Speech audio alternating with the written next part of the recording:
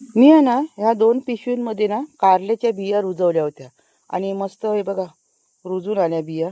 हिची तर वेल पण मोठी झाली. आणि ह्या पिशवीमध्ये ना जी पापडी असते ना, हे पापडीचं बी रुजवलं होतं, ती पण छान झाली बघा. आता यांना सांगते मी का इथे लावा त्या वेली सर्व. हे बघा, हे पाणी घेऊन आले, खत घेऊन आले. आता खड्डा काढून तिथे त्या वेली लावतील. आता पाऊस कधीही पडेल ना, म्हणजे त्या वेलीना चांगलं वाढायला पण मिळेल ना, पाणी भरपूर. खड्डा काढून झाला बघा, त्याच्यात पाणी टाकतात आहे. आता हे बघा, हे खत घेतलंय. एवढा खत टाकणार का हो? हा टाका. पिशवी फोडली.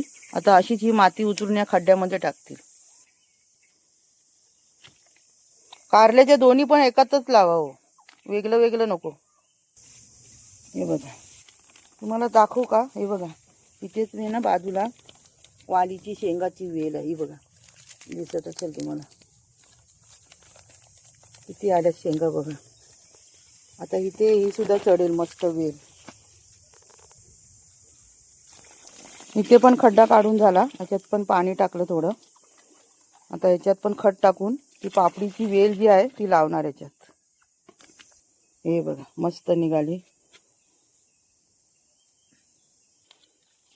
मस्त पापडीची वेल मस्त वाढली बघा. आता मातीत लावले ना तर आणखीन छान वाढेल. आता या वेली आम्ही लावल्यात ना, याच्यावरती आहे ना काय सावट नाही बघा, पूर्ण उघड आहे. हे शेगलाचं झाड आणि फणसाचं झाड आहे ना, वेलीपासून खूप लांब आहे. इकडे छोटंसं मांडव आहे, त्यावरती ही वाल्याची शेंगाची वेल चढलेली आहे. आणि त्याचबरोबर आता कारल्याची आणि पापडीची वेल सुद्धा चढेल आणि छान होतील. आणि आता पावसाची सुरुवात तर होईलच, म्हणजे वेली एकदम मस्त होतील. वेली लावल्याचा व्हिडिओ तुम्हाला आवडला तर नक्की लाईक सबस्क्राईब करा.